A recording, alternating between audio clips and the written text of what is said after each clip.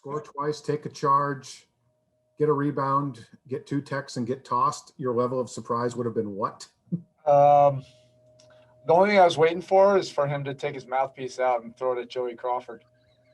I just didn't see Joey out there.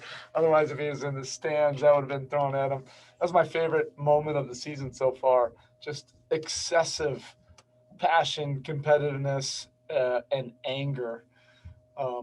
Just love it, and that's why we roll with UD. Everybody in that locker room just has great respect and love, for him.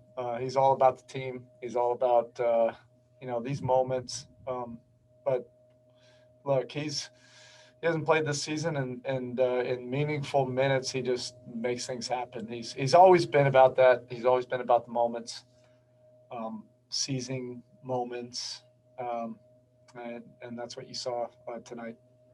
He was throwing it at Jay, right? It wasn't Joey Crawford. Yeah. Right. Of course. He's still going with that story. Oh, absolutely. Absolutely. He said that if this was the end, he did say if, he went out the only way Udonis Haslem could, by getting tossed. Yeah. How much I know that, you've called him the bedrock. I know what he means behind the scenes, obviously. Have you started lobbying him about next year, or is that something you have to wait? A little bit, it's not like I've been openly recruiting him, but I just continue to tell him, like, hey, we don't have to make any kind of decision now. Let's kick this down the road. And everybody knows in this building, but most importantly in that locker room, the level of impact that he has. And that's, developing leaders in that locker room, and helping, teach and cultivate a culture, that means something to us. But it's not him just, barking that out. He's rolling up his sleeves and developing, the next wave of leaders in the Heat culture.